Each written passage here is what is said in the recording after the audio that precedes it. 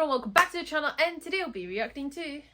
Oh God, you know, I really don't even want to mention this. It is not nice at all. It's hurtful in this day and age, hurtful for people to bomb, fight, things like that. I'm not saying any country's names, but the latest news has not been good, and it's not easy to describe. It's not easy to talk about. Nobody wants to talk about it. Nobody wants it, but it's happening. Yeah. So let's have a quick play, see what the latest news is. I don't want to discuss it. Welcome back. Pakistan's prime minister is vowing to retaliate against what he calls an act of war from India, a fellow nuclear-armed neighbor. India carried out a series of airstrikes overnight, hitting the Pakistan-administered part of the disputed Kashmir region and Pakistan itself. And the Pakistani military says 26 people were killed, including a child. Dozens were injured. India says the strikes were in response to a militant attack on the Indian-administered part of Kashmir last month. That killed 26 people. India blames Pakistan for the attack, which Pakistan denies. NBC News chief international correspondent Keir Simmons joins us now with the latest on all this. Keir, just walk us through how these strikes did unfold overnight and more on how we got here. Well, they took less than an hour, Joe. India striking Pakistan deeper into Pakistan than it has for decades. We have seen exchanges like this in the past, but this is a worrying one. As you mentioned, it is retribution, according to India, for an attack in the Kashmir region where a number of civilians, Indian civilians, tourists were killed. Now, that attack by militants, India says, came from the Pakistan side, and that Pakistan should at the very least have prevented it. So it has struck back, it claims, in a measured way, but both sides saying that civilians have been killed. Pakistan saying 26 on its side, and on the Indian side, 10 as Pakistan responded. So this morning there are again fears that the two countries are on the brink of war. Pakistan says it did shoot down 5 Indian fighter jets. What has India said about this? What kind of retaliation just could we see from Pakistan? It hasn't confirmed, India, that those jets have been shot down. There is footage of wreckage of a fighter jet. So if that is the case, then that would suggest that these strikes have not gone as smoothly as India might have wanted. But what we have right now are these images of strikes in the night, and both sides, of course, keen to claim that. Well,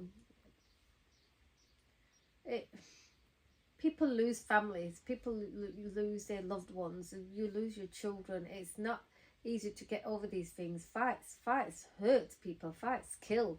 Wars aren't easy. I'm not saying one person is right, one person is wrong.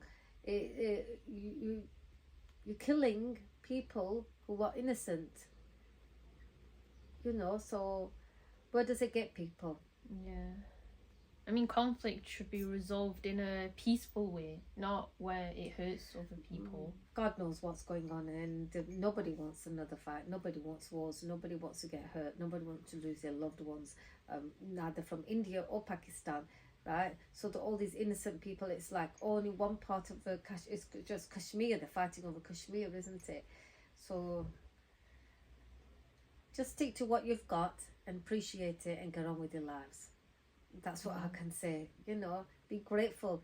Just live in peace. It was all divided for peace, and it's still no peace. This terrorist, what India says was a terrorist attack.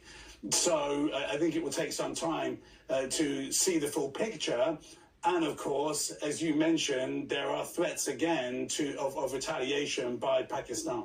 And when you have a deadly escalation like this between two nuclear powers, the world is going to pay attention. What's some of the global reaction we're getting? Yeah, I mean, look, this is an escalating international crisis for the White House.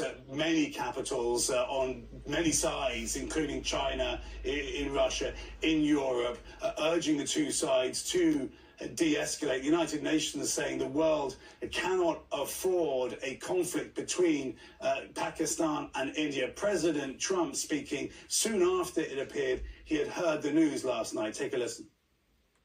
It's a shame we just heard about it, just as we were walking in the doors of the Oval. Just heard about it.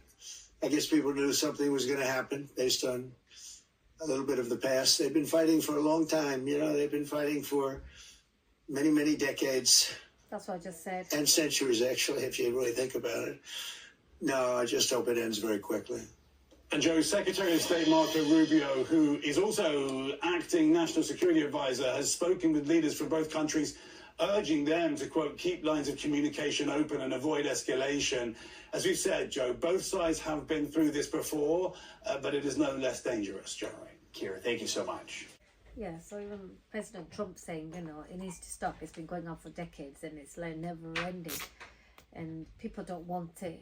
Nobody wants it. And it's just going to be never ending. And so many families being destroyed. And it's just escalating non-stop, isn't it? Yeah. I'm not saying it's India's fault. I'm not saying it's Pakistan's fault. Whatever's happened is wrong and it's hurt both sides. And it's still carrying on. It's not going to stop. If they don't attack now, they'll attack in a year's time. You know, it's like it's going to be there at the bottom of the heart that we need revenge. And revenge is never ending. So, yeah, that's all I can say.